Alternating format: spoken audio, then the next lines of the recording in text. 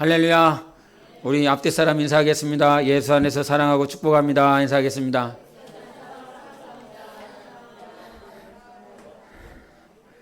예, 오늘 성령 강림 주일인데 성령이 충만하십니까? 진짜예요?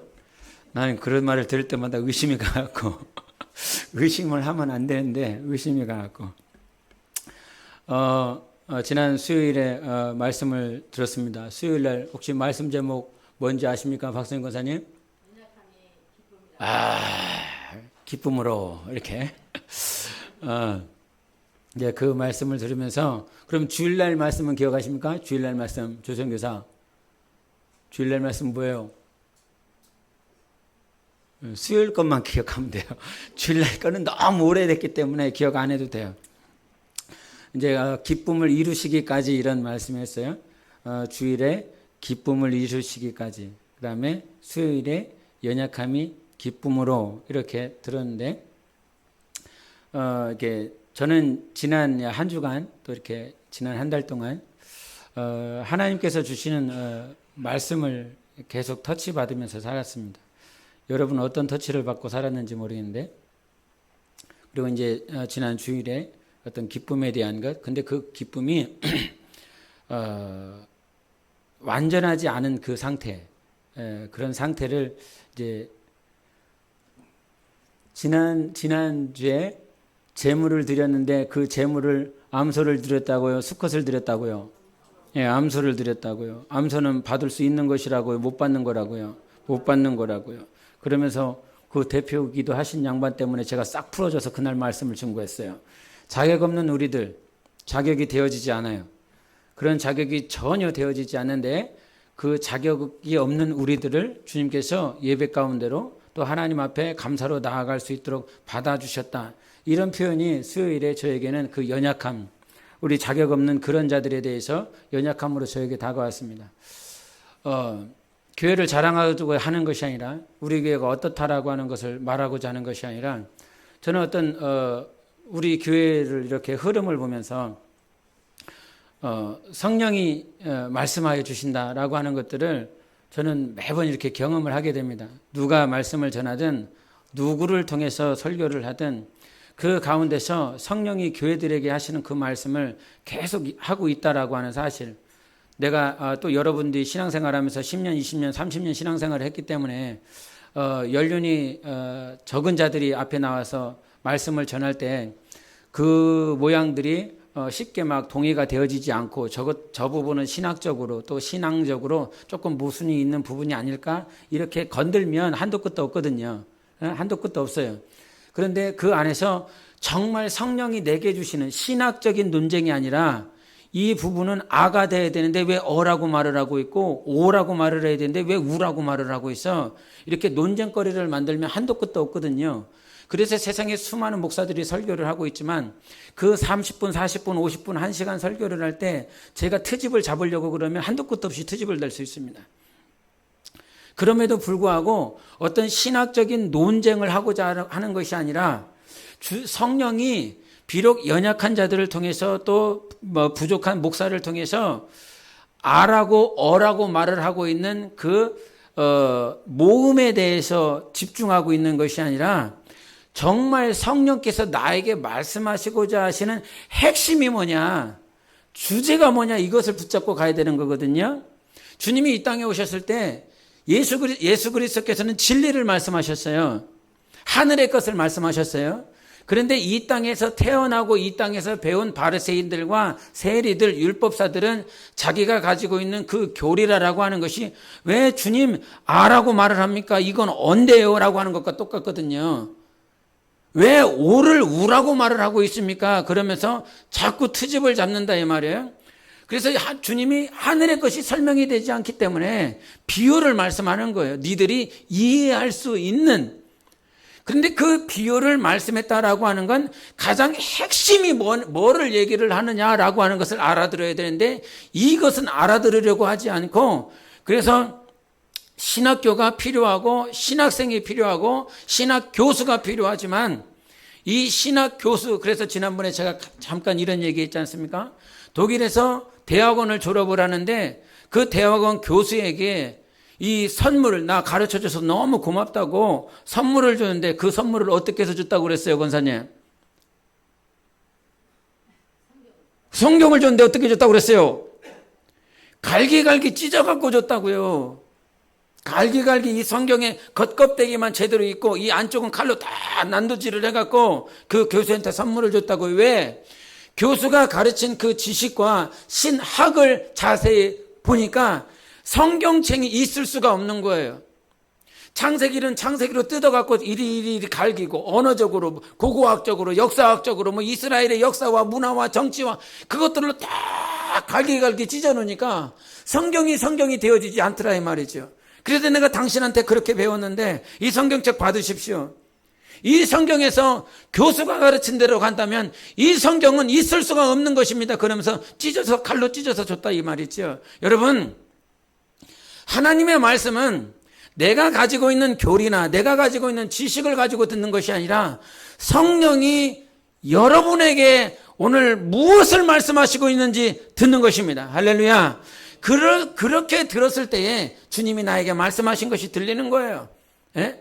그래서 신앙생활을 할 때에 가장 중요한 것이 무엇이냐면 말씀을 판단하려고 서는 것이 아니라 이 말씀이 무엇이 잘못되가 아니라 그 말씀 안에서 내게 주시는 말씀을 붙잡고 신앙생활 하시기를 예수 이름으로 축원합니다. 교회들마다 계시록에 보면 주신 말씀이 달라요.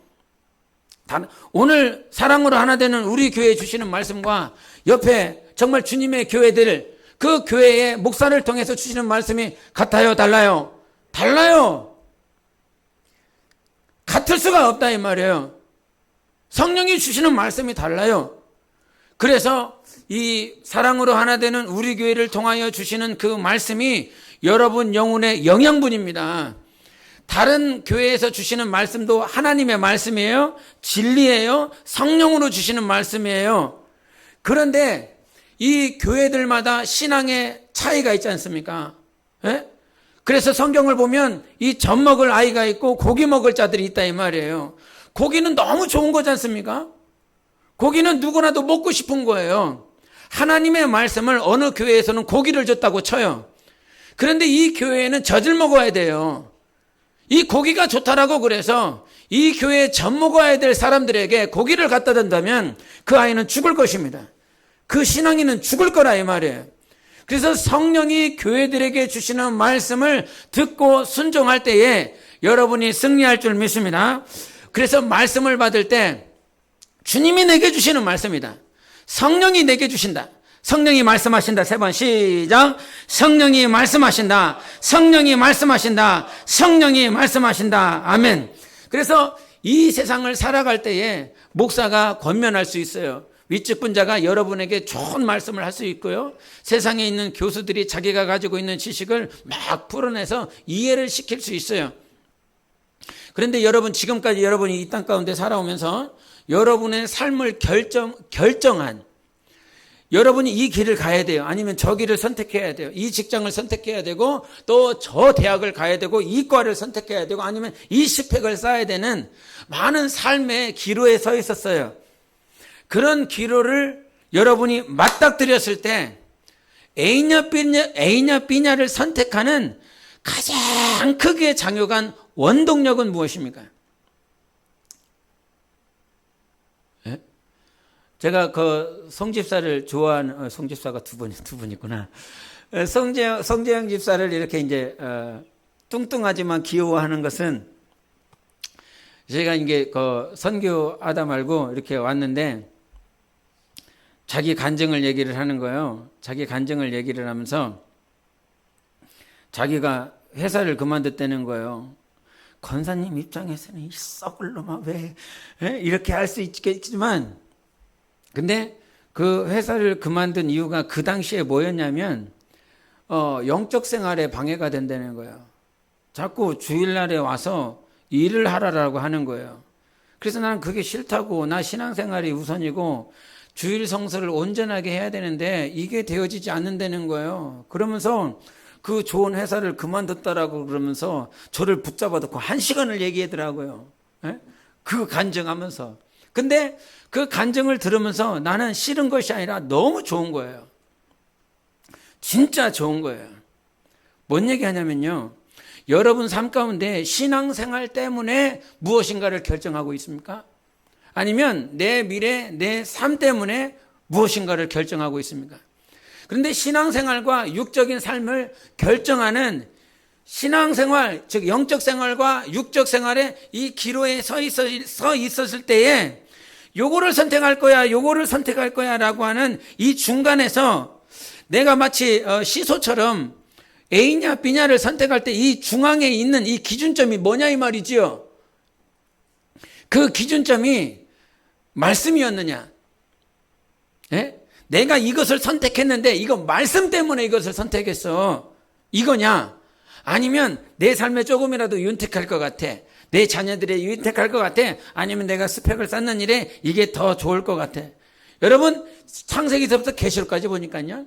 하나님께서 이 기록한 수많은 인물들 가운데 어떤 사람들은 말씀 때문에 선택을 했다는 거예요. 그리고 어떤 사람은 말씀이 아니라 자기가 하고 싶은 대로 살고 싶어서 자기가 원하는 대로 살고 싶어서 여러분이 잘 아는 그 바울의 삶 가운데서 로마서 7장은 나는 공고한 사람이야. 그리고 성령의 법이 있고 육체의 법이 있어. 그래서 항상 싸운다는 거예요. 성공할 때도 있지만 실패할 때도 있는 그 모양을 봤어요. 그래서 사도 바울도 항상 싸운다 이 말이에요. 여러분 갈등한다라고 하는 것은요. 갈등한다라고 하는 것이 무조건 나쁜 게 아니더라고요. 내가 지금 육적인 것과 영적인 것 가운데서 갈등하고 있어. 그 말은 무슨 말이에요? 이 안에서 싸우고 있다는 거거든요. 계속 싸우고 있어요. 그래서 어느 순간 내 생각이 너무 육신적이면 결국은 실패하는 그런 삶을 택하는 거지요. 그런데 성령이 나를 이끌어 주시면 나는 생명의 것들을 선택할 것이라 이 말이에요. 삶은 분명히 결정해야 되는 매 순간순간들이 있습니다. 그런데 자랑할 것은 되어지지 않지만 지금까지 오면서 실패한 순간들이 너무나 많아요. 가끔 제가 여러분 앞에서 하늘을 두루마리 삼고 바다를 먹물 삼아도 나의 실패와 나의 실수와 나의 좌절과 잘못된 것들을 기록하면 이거는 너무나 많아서 부족하다라고 제가 그렇게 말을 합니다. 얼마나 많다고? 얼마나 많이 있을까요? 여러분이 많겠습니까? 제가 많겠습니까? 그런데 내가 하나님 앞에서의 자세가 그렇다 이 말입니다. 말씀으로 택하지 아니하면 항상 우리는 힘이 들고 어려울 수밖에 없는데 우리 사도행전 27장을 보세요. 사도행전 27장 11절부터 같이 보겠습니다. 시작. 백부장이 선장과 선주의 말을 바울의 말보다 더 믿더라. 그 항구가 겨울을 지내기에 불편하므로 거기서 떠나 아무쪼록 베닉스에 가서 겨울을 지내자 하는 자가 더 많으니 베닉스는 그레데 항구라. 한쪽은 서남을 한쪽은 서북을 향하였더라. 남풍이 순하게 불매 그들이 뜻을 이룬 줄 알고 닻을 감아 그레데 해변을 끼고 항해하더니 얼마 안 되어 섬 가운데로부터 유라굴로라는 광풍이 크게 일어나니. 뭔 내용이에요, 성원이? 예. 뭐야? 조용히 좀 얘기해 보세요.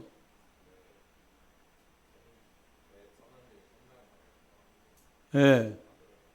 이 상황이 어떤 상황이죠, 여러분? 바울이 어디 가려고 그러는 거죠, 지금? 예, 로마로 가려고 그러는 거예요.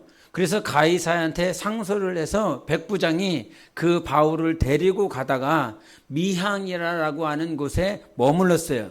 그런데 미항이라고 하는 곳에 머물다가 유월절을 지내는 그 순간에 보니까 이제 다시 베니스라고 하는 곳에 가야 되는데 바울이 딱 보니까 본다라고 하는 건 주님이 가르쳐 주셨어. 지금 요 배를 타고 가면 큰 위험에 빠질 수 있다라고 주님께서 가르쳐 주셨어. 그런데 그 백부장이 바울을 끌고 가는 그 백부장이 선장과 선주가 하는 말을 보니까 지금 가도 된다는 거예요. 가도 돼. 그래서 백부장은 바울보다는 그 선장과 선주의 말을 듣고 이들이 더 베테랑이니까 이들의 말을 더 듣는 거죠. 신뢰하는 거죠. 그래서 그들의 말을 따라서 배를 띄워서 가니까 아주 순풍에 닦은 것처럼 잘 가더라 이 말이지요. 그런데 어느 순간 가다 보니까 바울이 생각하고 바울이 말했던 것처럼 유라굴로라라고 하는 태풍이 일어나더라는 것입니다. 무슨 얘기를 하냐면 우리 삶 가운데는 저 교수가 하는 말이, 저 박사가 하는 말이, 저 지식인이 하는 말이, 저 사장이 하는 말이, 저 베테랑이 하는 그 말이 어느 순간 내게 너무 잘 들립니다. 저 사람 말에 100% 동의가 할 수 있는, 저 사람을 신뢰한다 이 말이에요. 그랬더니 그 신뢰한 그 말에 살아서 그 말에 동의하며 나아갔더니 실제적으로 그렇게 보여졌어요. 베테랑의 말이, 교수의 말이, 박사의 말이, 어떤 지도자의 말이 그 말처럼 되어졌다 이 말입니다. 그런데 시간 조금 지나 보니까 그 영적 지도자가 한 그 말이 맞았다는 사실을, 영적 지도자가 여러분에게 해준 그 말씀이, 그런데 사람들이 혼미한 것이 무엇이냐면 지금 당장 내 눈에 좋은 것, 선악과처럼 나를 지혜롭게 할 만큼, 탐스럽게 할 만큼 내 눈에 좋은 것을 먼저 선택하더라 이 말입니다. 하나님의 법칙이 어디 있는지 압니까? 세상에 그 어떤 지도자, 세상에 어떤 그 지식인이 말을 해서 지금 당장은 좋아 보일 수 있을 것 같고 유익을 얻을 수 있을 것 같지만 하나님의 법칙이 그러더라고요. 영적인 지도자가 타락하지 않은 이상, 변질되어지지 않는 이상 하나님은 항상 하나님께서 세우신 자들을 통하여 일하시더라고요. 목사기 때문에 이런 얘기를 하는 것이 아니라 성경 얘기를 하는 것입니다. 성경 얘기를. 우리 모세가 이 이방 여자를 얻었습니다. 모세가 이방 여자를 얻고 난 다음에 미리암과 아론이 당신만 선지자냐? 당신만 하나님의 음성을 듣느냐라고 그러면서 미리암이 노발대발하면서 일어났습니다. 그때 하나님께서 아론과 미리암을 불렀습니다. 나는 그 모세와 대면하여 말을 한다라고 그러면서 하나님이 본래는 누가 잘못한 거예요? 아론이 잘못한 거예요? 미리암이 잘못한 거예요? 모세가 잘못한 거예요? 누가 잘못했어, 승훈아? 네가 잘못 안 했잖아. 에? 내가 잘못하지 않았어요. 아론이나 미리암이 잘못한 게 아니란 말이에요. 이방 여자로 인하여 정말 이 이스라엘을 잘못 이끌어갈 수밖에 없는 모세가 잘못했다 이 말입니다. 그럼에도 불구하고 하나님께서 누구와 대면하였다고? 나는 모세와 대면했다라고 말을 해요. 성경의 창세기로부터 계시록까지 정말 영적인 지도자가 타락하고 변질되어지지 않는 이상은 하나님께서 계속 그들을 통하여 일을 하십니다. 지난 시간들 가운데 제가 자주 표현한 말이 뭐가 있었냐면 기승전결이 있어야 되는데 기승만 있다라고 하는 그런 단어를 자꾸 얘기를 했었던 시간들이 있어요. 왜 전결이 없지? 기승은 있는데 기가 뭐죠? 조혜성? 기가 뭐예요? 이놈의 자식들 대학을 들어가면 뭔 소용이 있어? 기가 뭐예요? 승은 뭐예요? 권사님 이기는 거. 갑자기 확 이겨버린다. 갑자기 이겨버리네. 기자는 일어날 기자 해갖고 시작된다라고 하는 거예요. 모든 스토리나 어떤 문학의 구성이 있어서 시작했어요. 승이라고 하는 것은 사건이 발달이 되었습니다. 예? 이을승자를 얘기하는 거예요. 그래서 기자를 보면 어떤 시대의 상황이나 인물, 배경 설명을 하기 시작합니다. 그래서 성경을 잘못 읽으면 창세기 1장은 마치 인물이 등장해요. 1장, 2장, 3장을 통해서 아담이 등장해요. 하와가 등장해요. 하나님께서 천지를 창조하셔요. 그 상황들을 보여줘요. 에덴을 창설했어요. 공간적으로 또 인물적으로 시간적으로 상황을 얘기하는 것처럼 그 길을 시작한다 이 말이에요. 그런데 그 길을 잘못 읽으면 마치 이 성경을 무엇으로 보냐면 문학으로 본다 이 말이에요. 소설로 본다 이 말이에요. 창세기 1장 2절에 하나님이 살아계셨고 하나님이 역사하셨음을 우리는 성경을 통해서 볼 수 있거든요. 그런데 이 기승 사건이 발달이 돼서 아담과 하와가 선악과를 먹고 죽었고 죄인이 되었어요. 사건이 발달이 됐어요. 시작이 되어졌어요. 그래서 구약은 아무것도 할 수가 없었어요. 죄인이기 때문에. 예? 기와 승이 그렇게 됐어요. 저는 뭐예요 그럼? 저는 뭐냐 성훈아? 전환이 벌어진다는 것입니다. 그냥 기가 시작되었고 승이 되어서 사건이 진행되어졌고 계속 이어질 줄 알았는데 전이 있다는 거예요. 바뀌어요. 전환이 이루어져요. 그 전환, 한 번도 나는 이 전환이 이루어질 것이라고 생각을 하지는 못했어요. 그냥 나는 죄인이고요. 나는 죽어야 되고요. 나는 지옥 가야 되고요. 나는 유황불못에서 영원히 멸망받아야 될 자라. 희망이 보이나? 소망이 보이나? 아무것도 없었던 내 인생이었고 우리 삶이었는데 하나님께서 개입하십니다. 그래서 내 삶 가운데 전환이 이루어졌어요. 그것이 어떤 사건이냐면 예수 십자가와 부활입니다. 이 삶이 여러분의 전생의 가운데서 여러분의 모든 인생 가운데서 가장 큰 전환인 거예요. 가장 크게 바뀌었어요, 흐름이. 나는 에베소서 2장 1절부터 3절의 말씀처럼 마귀의 지배 아래, 원수의 지배 아래 불순종의 아들로 살아가며 영원히 멸망할 자들이었다 이 말이에요. 전환은요, 내 삶의 전환은 내가 일으킬 수 있는 것이 아니에요. 내가 내 삶을 전환할 수 있는 것이 아니에요. 내 영혼의 길, 내 삶의 미래의 모든 전환은 하나님께서 예비하시는 거예요. 하나님께서 준비하시는 거예요. 여러분, 노아 시대 때요, 다 죽었어요. 의인을 찾아볼래야 찾아볼 수가 없었어요. 주님이 후회하셨어요. 주님이 분노하시기 시작하셨어요. 모든 인생이 다 죄인인데요, 하나님께서 그 노아 시대, 롯 시대의 모든 시대 가운데 전환을 일으키십니다. 누구를 통해서? 노아를 부릅니다. 노아를 불러서 말도 되어지지 않는 방주를 산에다 지으라고 그럽니다. 100여 년의 시간이라고 하는 시간을 주면서 하나님은 그 시대 가운데 전환을 이루십니다. 바뀝니다. 아무도 상상하지 못했어요. 누가 산에다가 배를 짓겠습니까? 그 누가 산에다가 배를 지으라고 명령할 수 있겠습니까? 그런데 사람은 계획하지 않았어요. 생각하지 못했어요. 그런데 하나님께서 전환을 이루십니다. 사사시대가 있더라고요. 사사시대 그때에도 영적으로 칠흑같이 어두운 시간이었어요. 엘리 제사장 엘가나 그 엘리의 아들들, 그 모든 영적인 시대, 예배가 없어졌고요, 예배가 사라졌고요, 예배의 질서가 없어졌어요. 그런데 갑자기 한나라라고 하는 여자, 그 여자는 원래 잉태할 수가 없었어요.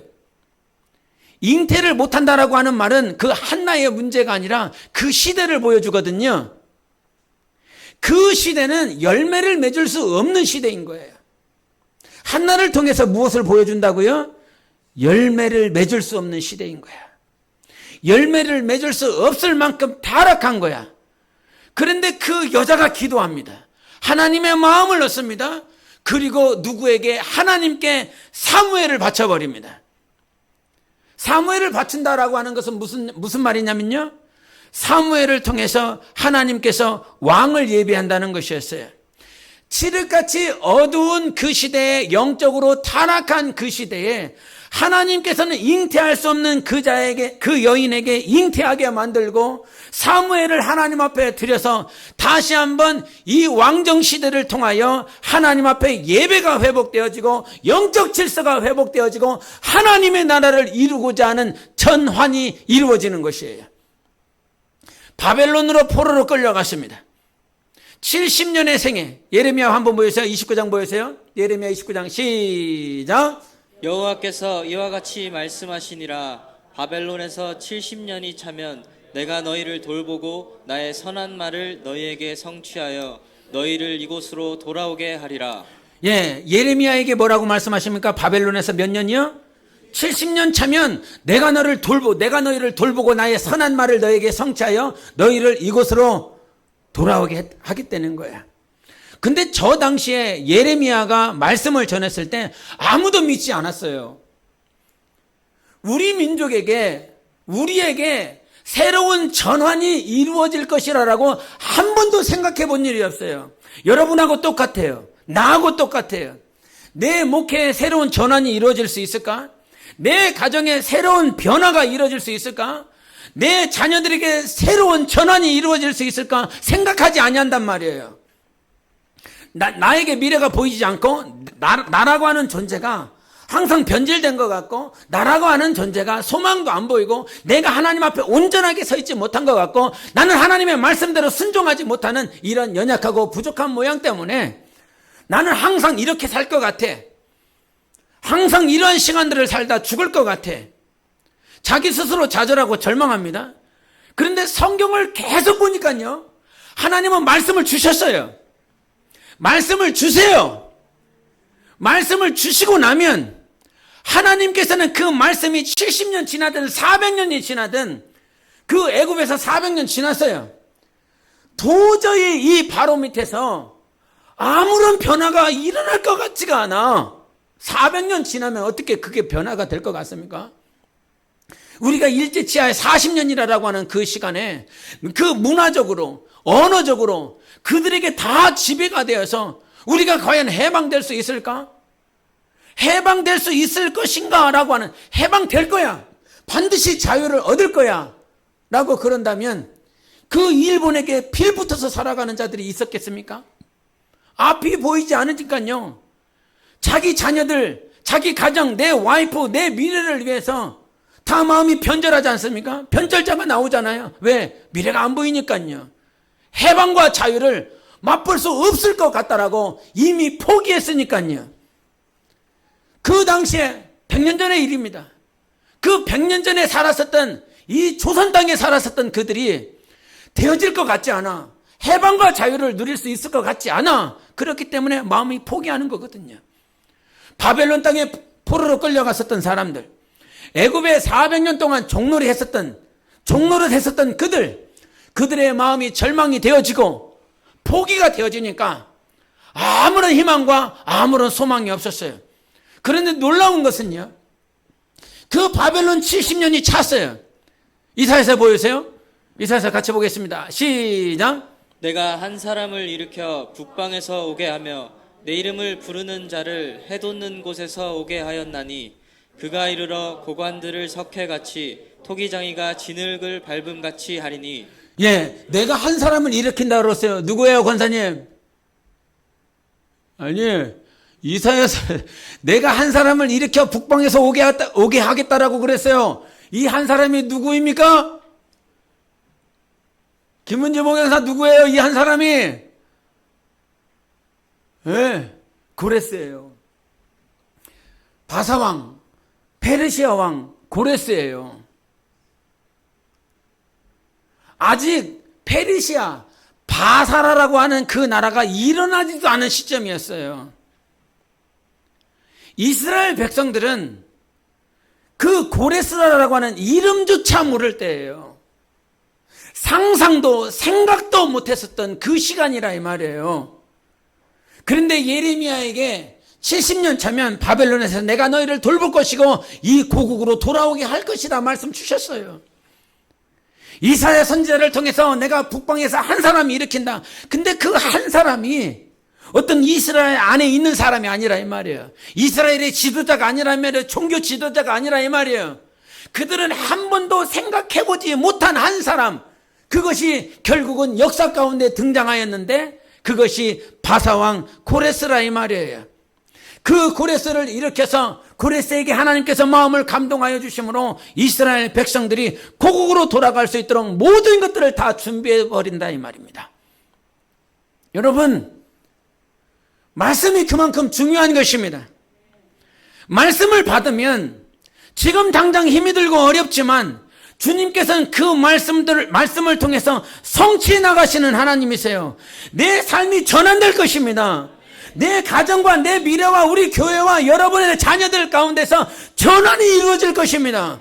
기승으로 끝나지 않고 죄인으로 끝나지 않고 아담과 하와가 죄인으로 살다가 영원히 죽어서 멸망했다라고 하는 것이 아니라 하나님께서 때가 참에, 그래서 갈라디아서 4장 3절에 때가 참에 하나님이 자기 아들을 그 육신으로 보내어서 육신 가운데 있는 자들을 속량하셨다라고 말씀하셨어요. 때가 차면 하나님도 아들을 보내요. 생명을 보내요. 진리를 보내요. 은혜를 보내요. 사랑을 보내요. 우리를 소생시키시는 말씀을 보내신다 이 말이에요. 그러면 그 말씀을 받은 자는 신적 권세가 있어요. 내가 신적인 권세가 있는 것이 아니라 그 말씀이 신이라 이 말이에요. 그 말씀이 하나님이라 이 말이에요. 그 말씀이 나를 인도한다 이 말이에요. 그래서 여러분, 내 삶이 어둡습니까? 아무것도 보이지 않습니까? 닫혀 있습니까? 그런데 하나님을 신뢰하면 분명히 닫힌 곳에서, 제가 좋아하는 말씀이 있어요. 이사야서 41장을 좋아해요. 광야에서요, 마른 땅에서요, 강물이 나요. 시내가 나와요. 어떻게 광야에서 마른 땅에서 그와 같이 일할 수 있겠습니까? 그러면서 그때 주님이 뭐라고 말씀하시냐면, 이전 일 다 잊어버려라. 내가 너의 삶을 통해서 새 일을 행하실 것이다. 믿으십니까? 새 일을 행하시는 분이세요. 내 삶에, 우리 교회에, 여러분 자녀들에 새 일을 행하시는 거예요. 하나님은 전환을 반드시 이루십니다. 나는 이 사실을 믿습니다. 지금은 터널이라 앞도 보이지도 않고 언제 끝날지 모르지만 이 터널 끝날 때가 있다. 빛이 비칠 때가 있다. 이 빛이 임할 것이다. 예? 유튜브에 저기 글램핑 가갖고 그 5 연놈이, 미안해요. 거기 꼭 여성이 한 분 꼭 있더라. 그래갖고 막 찬양을 하잖아요. 그 찬양이 그런 거 안 봐요? 좀 우리 거는 좀 봐줘요. 유튜브에 5 놈이 이제 신방하면서 찬양을 했더라고요. 근데 그 찬양이 어두운 날 지나고인가? 다 지나고, 어두운 날 다 지나고 그래요. 예? 근데 거기 가사가, 제게 이렇게 가사 가운데서 여러 가사가 참 의미가 있는데, 어둠의 한 조각도 그 하나님의 나라에 들어갈 수 없다는 거예요. 맞아요? 틀려요? 예. 어둠의 그 조각 크기가 얼마나 큰지는 모르겠어요. 그 작사를 한 사람의 그 한 조각이 얼마나 큰지는 모르겠지만 먼지와 같다고 치십시다. 그 조각이. 그러면 그 먼지와 같은 조각도 하나님의 나라에는 못 들어가는 거예요. 우리는 그 나라에 가는 거고. 어둠이 관여할 수 없는, 사망이 관여할 수 없는 그곳에 우리는 하나님 앞에 가는 거거든요. 지옥에 간다라고 하는 것이 얼마나 무서워요, 여러분. 안 무서우세요? 천국 안 가면 천국 말고 다른 비슷한 데라도 가겠지. 혹시 이런 생각 하십니까? 비스무리한데, 천국은 아니어도 비스무리한데 갈 수 있지 않을까? 혹시 이런 생각 하십니까? 성경은 한 번도 그렇게 얘기하시지 않습니다. 천국 아니면 지옥인 거예요. 여러분 혹시 지옥 갈 수 있다라고 생각해 본 적 없습니까? 당신 지옥 갈 수 있어요. 지옥 갈 수 있어요. 성경에 내가 예수를 잘 믿었다고 하는 사람들이 있더라고요. 능력도 행했고요. 선지자 노릇을 했어요. 자기 나름대로는 얼마나 잘했다고 생각을 했겠습니까? 얼마나 신실하게 살았다라고 생각했겠습니까? 그런데 그 사람들의 모든 것들을 쳐다보고 하나님 앞에 딱 선 것을 보니까요, 너희들 나 모른다 그랬어요. 여러분 혹시 그런 생각 하십니까? 내가 지옥 갈 수 있다라는 생각 안 해보십니까? 너 지옥 갈 수 있대. 가능성이 있대. 가능성이 농후하대. 굉장히 높은 거예요, 여러분. 가능성이 나는 0.1%밖에 되지 않을 거야. 2%? 10% 이하일 거야. 혹시 그렇게 생각하고 있습니까? 아마 그들도 선지자 노릇하고 능력하고 예언을 행했었던 그들도요, 한 번도 하나님이 나를 모른다라고 그렇게 말씀하시지 않을 거야. 그런 삶을 살지 않았겠습니까? 여러분, 마지막 시대 가운데 정신 바짝 차리고 어둠은 도저히 뚫고 들어갈 수 없는 그 나라에 간다니까요. 어둠은 한 조각도 들어갈 수 없는 곳이에요. 여러분에게 어둠이 있습니까? 없습니까? 없다라고 말할 수 있습니까? 더러움이 없다라고 말할 수 있습니까?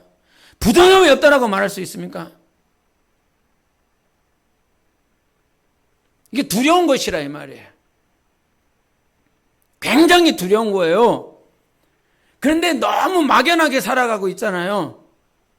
그냥 예배 드렸으니까, 기도했으니까, 나는 믿으니까. 예? 지옥에 가는 사람들 가운데서 하나님을 믿은 사람이 더 많아요. 불신자는 당연히 지옥 가는 거지만 저 지옥에 하나님을 믿었다라고 하는 사람들 가운데서 가는 퍼센테이지가 많단 말이에요. 예? 그래서 여러분, 지옥 가는 거 갈 수 있다. 당신 지옥 갈 수 있다. 예? 그 어둠조차 뚫을 수 없는 이것이 나에겐 기쁨이 돼요. 너무 좋은 거예요. 어둠의 한 조각, 실락 같은 그 조각도 그 하나님의 나라에 들어갈 수가 없다라고 우리가 아멘을 했다라고 한다면, 그것이 진리요 하나님의 약속이라고 하는 사실을 여러분이 아멘했다라고 그런다면 내 영혼 가운데도 그럼 뭐가 없어야 됩니까? 어둠이 없어야 되는 것입니다.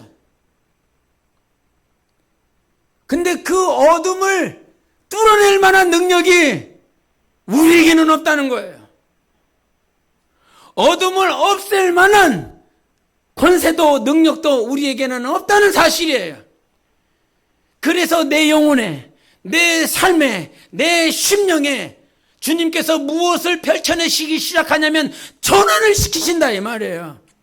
구약에 갇혀버렸어요. 죄에 갇혀버렸어요. 죄에 갇혀버렸었던 우리들에게 주님께서 빛으로 임하여 주셨습니다. 요한복음 1장 3절에 이 어둠이 가득했습니다. 그런데 우리 가운데 빛이 임하였다라고 말씀해 주셨어요. 그리고 성경은 우리를 뭐라고 말씀하시냐면 빛의 자녀라 말씀하여 주셨어요. 나는 빛의 자녀다. 3번 시작. 나는 빛의 자녀다. 나는 빛의 자녀다. 나는 빛의 자녀다. 아멘. 성훈이 시작. 나는 빛의 자녀다. 이재현 시작. 조혜반 시작. 자다 말고.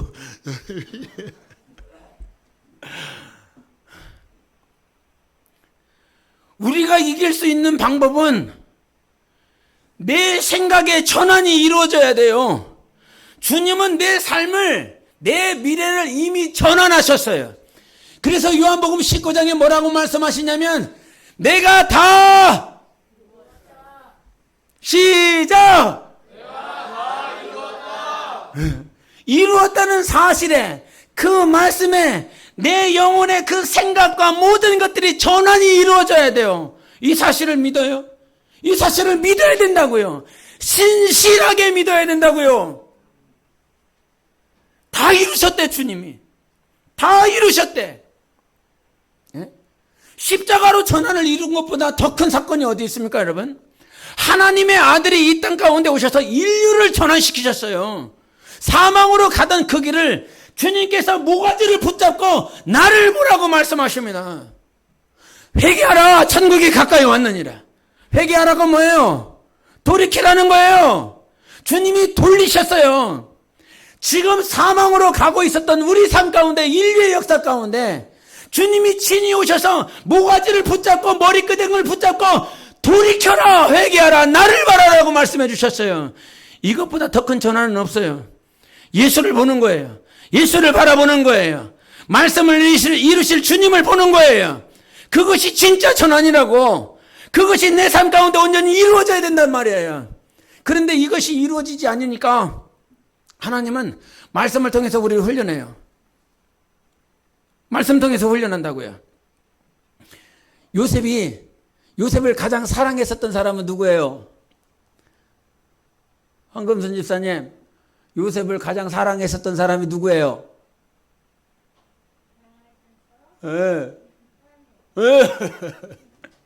하나님. 야곱이 굉장히 사랑하잖아요. 그죠? 야곱이 굉장히 사랑해서 이 요셉에게는 이 다른 아들과 특이점이 있었죠. 그 특이점이 있었는데 그 특이점이 이 옷에 있었어요. 그죠? 네, 옷에 있었어요. 무슨 옷을 입었다고 그래요? 채색 옷을 입었다고 그래요. 왜 요셉은 채색 옷을 입히는 거지? 뭐가 옷감이 적었나? 근데 성경은요, 이 채색 옷을 입었다라고 하는 의미가 사무엘상 한번 보여주세요. 사무엘을 통해서 보여주는 말씀이 있습니다. 같이 읽어보겠습니다. 시작. 사무엘은 어렸을 때 세마포의 옷을 입고 여호와 앞에서 섬겼더라. 예, 사무엘이 무슨 옷을 입었어요? 세마포옷을 입었어요. 에봇을 입었어요. 그리고 하나님을 섬겼어요. 채석옷이라고 하는 것은 다른 12아들이 있었는데 그 아들들 가운데서 유독 하나님의 말씀을 경청하고 그 말씀을 따라 하나님을 섬기려고 했었던 존재가 누구냐면 누구요? 요셉이라는 거예요. 옷은 그런 의미를 가지고 있어요. 우리가 하나님 앞에 그 혼인잔치에 들어갔을 때 어린 양의 보혈로 씻은 세마포 옷을 입고 하나님 앞에 서지요. 그렇지요? 어린 양의 피로 씻어서 세마포로 아주 흠없는 그 옷을 입고 하나님을 섬기며 하나님을 예배할 거라 이 말이에요. 그렇게 채색 옷을 입고 살아갔었던 그 요셉, 이 말은 하나님의 말씀을 가르침을 받고 하나님은 이런 분이셨다라고 야곱에게 듣는 거예요. 야곱에게 가르침을 받는 거예요. 그 채색 옷을 입은 그 의미를 성경은 보여주고 있어요. 그런데 이 채색 옷이요, 갈기갈기 찢어지기 시작합니다. 그렇죠? 형들에게 의하여 갈기갈기 찢어집니다. 그리고 애굽에 포로로 끌려갑니다. 그 많은 시련들, 감옥에 갇히는 억울한 누명을 쓰게 됩니다. 근데 모든 순간들을 통해서 주님이 뭘 보여주시냐면요, 말씀은 그냥 배우는 게 아니에요. 우리가 성경 공부가 너무너무 중요해요. 그래서 성경 공부를 통해서 믿음을 얻을 수 있어요. 그러나 성경 공부 자체가 중요한 게 아니에요. 요즘은 성경이나 설교나 어떤 신앙의 도서들이 너무나 많이 있어요. 그래서 마치 성경 공부한 것이 자기의 믿음으로 착각해요. 어떤 성경 공부 이 과정을 끝내서 수료를 하고 졸업을 하면 마치 자기의 신앙이 수료한 신앙, 졸업한 신앙인 줄 생각하고 있어요. 그러나 우리의 신앙은 채색 옷을 입고 있기 때문에 네가 진짜 믿음을 가지고 있는 것이 아니에요. 성경 공부를 했기 때문에, 예배를 드렸기 때문에, 말씀을 들었기 때문에 진짜 믿음이 아니라 하나님께서는 형들에게 온갖 핍박과 고난을 받게 합니다. 하나님께서 그렇게 말씀하셔요. 그리고 그 애굽에 팔아 넘겨집니다. 그리고 누명을 씁니다. 감옥에 갇힙니다. 그 모든 시간들을 통해서 요셉에게는 어떤 시간이 있었을까요? 말씀을 배운 대로 살아가는지, 말씀을 받은 대로 그 삶 가운데 적용하며 하나님을 잊지 않고 살아가는지, 술 맡은 자에게 꿈 해석을 해줍니다. 그러면서 그에게 말을 합니다. 나를 잊지 마세요. 나를 잊지 말아달라고 바로에게 잘 좀 말을 해주셔서 이 감옥에서 나를 건져주세요. 그와 같은 시간을 보냈다라고 한다면, 야곱에게 하나님의 말씀을 듣고 배웠다면 그때 우리의 고백은 당연히 어떻게 해야 될까요? 하나님, 나를 기억해 주세요. 이 감옥에 갇혀있는 나를 좀 기억해 주세요. 이렇게 고백해야 되는 것이 너무나 당연한 것 아니겠습니까? 그러나 그 시련의 때에도 한 27살, 28살 정도 됐더라 이 말입니다. 그때 여전히 10년이 조금 지난 그때에도 하나님 나를 기억해 주세요가 아니라 사람 앞에 내가 기억되기를 원하고 사람이 나를 보호하고 사람이 나를 이곳에서 해방시킬 것으로 알고 있다 이 말이에요. 그래서 여러분, 말씀은 당연히 배워야 돼요. 당연히 말씀은 들어야 돼요. 그러나 그 말씀을 받고 억울한 누명도 겪어봐야 되고 감옥에 갇혀봐야 되고 정말 모든 고난과 핍박을 당해봐야 돼요. 그리고 그때 우리가 고백해야 될 거, 하나님 나를 기억해 주세요.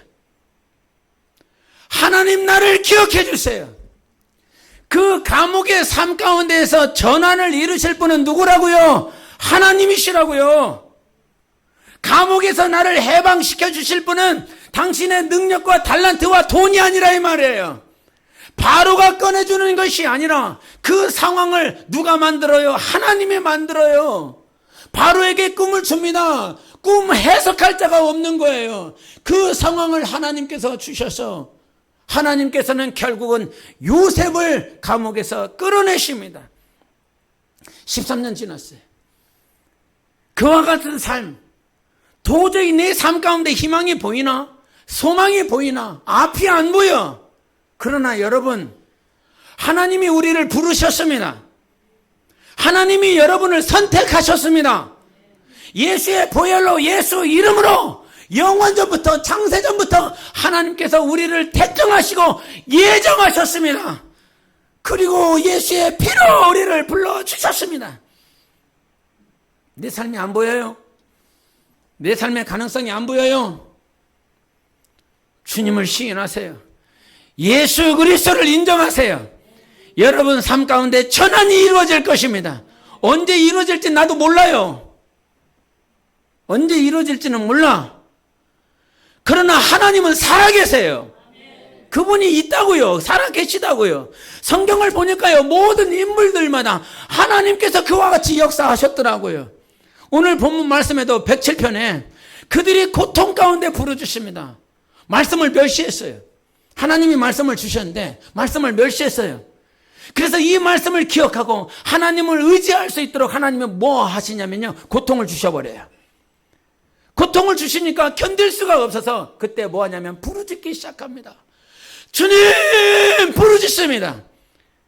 근데 그 고통에서 꺼내는 방법이 107편 20절이 뭐예요? 말씀을 보내신다는 거예요. 말씀을 보내시고 우리를 위험한 지경에서 건지신다는 거예요. 말씀을 보낸다라고 하는 말이 무슨 말이냐면요, 내가 네 팔을 잡는다라고 하는 거예요. 말씀으로 네 팔을 잡는다라고 하는 거예요. 베드로가 물 위를 열심히 걸었습니다. 파도가 칩니다. 바람이 붑니다. 무섭습니다. 두려웠습니다. 물에 빠져들기 시작합니다. 그랬더니 마태복음 14장 31절에 예수님께서 즉시 손을 내민다라고 말씀하세요. 말씀을 보내시는 분, 하나님께서 팔을 뻗으셔서 우리를 즉시 붙잡으시는 그것이 무엇이냐면 말씀이라는 거예요. 여러분을 위경 가운데서, 위험한 지경에서 건지시는 방법이 무엇이냐면 말씀을 보내는 것, 하나님의 손을 보내서 여러분을 붙잡는 것이라고 하는 거예요. 그러면 뭐 해야 되는 거예요? 붙잡혀야지요. 주님이 나를 붙잡겠다라고 그랬으면 붙잡혀야지. 붙잡히는 게 은혜예요. 힘들고 어려워도, 고통스러워도, 그렇게 하고 싶지 않아도 붙잡히라 이 말이에요. 가끔 요즘 히브리서 4장 12절의 말씀을 계속 되뇌입니다. 해보세요. 시작. 하나님의 말씀은 그거죠. 그건지는 알고 있어. 뭔지는 알고 있죠? 하나님의 말씀은 살아있고 활력이 있어 좌우의 날선 것보다 예리하여 혼과 영과 간접과 골수를 쪼개기까지 하며 내 생각과 판단을 하신다라고 말씀하셨어요. 싫은 거야. 나 싫어. 내 생각이 있거든요. 내가 하고 싶은 게 있거든요. 내 욕구가 있거든요. 내가 원하는 게 있거든요. 그래서 그 말씀이 그냥 잠시만요. 서 있어요. 말씀. 오지 마요. 그 말씀이 오면 혼과 영과 관절과 골수를 쪼개기까지 하시고 내 마음과 내 생각을 판단하시겠다는 거예요. 아니 말씀 앞에 그 말씀이 오지 말라고요. 그냥 나는 이 생각을 갖고 살아가고 싶어요. 이 판단하는 대로 살고 싶어요. 내가 원하는 대로 살고 싶다고요. 당신의 말씀 때문에 내 생각과 내 마음이 다 드러나기 원하지 않는다고요. 제발 거기 있으라고요. 그런데 하나님의 말씀이 정말 내 생각과 내 마음을 드러내셔서 판단하시는 것. 그게 뭐예요? 주님이 나를 사랑하신다는 거예요. 여러분을 놓고 있지 않다는 거예요. 말씀을 보내셨습니까? 성경에 감동이 있습니까? 하나님이 당신을 포기하지 않았다는 뜻입니다. 우리의 가능성은, 우리 삶의 전환은 하나님께 있습니다. 말씀을 받으면 그 말씀은 반드시 하나님께서 성취한다 이 말이에요. 어떤 말씀 받았어요? 어떤 감동이 있었어요? 어떤 생각이 있었어요? 어떤 판단이 있었어요? 하나님 앞에 그것이 정조준되어서 다 드러난다라고 하는 것이 무엇이라고요? 내가 너 포기하지 않았다고, 내가 너 놓지 않을 것이라고. 하나님을 사랑하십니다. 우리 교회를 사랑하십니다. 여러분 영혼을 사랑하십니다. 여러분 가정을 사랑하십니다. 죽은 것 같지만 죽은 것이 아니에요. 그 에스겔을 통해서 그 골짜기 가운데 모든 군대가 다 죽었습니다. 아무도 일어날 수 없다고. 도저히 이 군대를 누가 일으키겠느냐고. 그러나 하나님은 생기를 보내셨습니다. 호흡을 보내셨습니다. 바로 이 날이 오순절입니다. 다 죽었고요. 다 포기했고요. 그래서 제자들 가운데서는 야, 예루살렘을 떠나지 말고 아버지께서 약속하신 것을 지켜라라고 했을 때 다 떠나버렸습니다. 무슨 말도 되지 않는 소리를 하냐고. 그렇게 많이 따라다녔었던 그 제자들 다 떠나가 버렸습니다. 자기가 그렇게 이스라엘 왕국을 회복을 외쳤었던 예수 스승 지도자 사라졌으니까. 지도자가 사라지는 것이 희망입니다. 앞이 보이지 않는 것이 소망입니다. 왜요? 하나님만 보이니까요. 하나님만 의지할 수밖에 없으니까요. 그래서 여러분, 세상에 있는 관계는 다 깨집니다. 그 어떤 관계, 그것이 무엇이라 할지라도 부자의 관계든 부부의 관계든 부모의 관계든 사제지간이든 모든 관계는 다 깨집니다. 그런데 단 한 가지의 관계, 하나님과 우리, 하나님과 나, 하나님과 너의 관계는 영원한 것입니다. 이 관계 세우세요. 이 관계를 일으키세요. 주님께서 말씀을 보내십니다. 여러분 삶 가운데 전환이 일어납니다. 오늘 일으키셨습니다. 그 전환 가운데 승리하는 여러분 되십시다. 함께 기도합니다. 하나님, 나 어둠에 있지 않게 하시옵소서. 어둠은 나를 엄습하려 하지만 오늘 주님께서 빛을 주셨습니다. 성령을 보내주셨습니다. 내 마음에 전환이 일어나게 도와주시옵소서. 내 믿음 가운데 온전한 믿음으로 전환이 이루어지게 도와주시옵소서. 바꿔주실 분은 하나님밖에는 없습니다. 하나님 아버지, 내가 채색 옷을 입고 살아가고 있었는데 이 채색 옷을 갈기갈기 찢으시며 말씀대로 살아갈 수 있겠느냐? 나를 바라볼 수 있겠느냐? 나와의 관계를 세울 수 있겠느냐? 채색 옷을 찢어버리고 광야에서 나를 단련하여 주시옵소서. 광야에서 나를 일으켜 주시옵소서.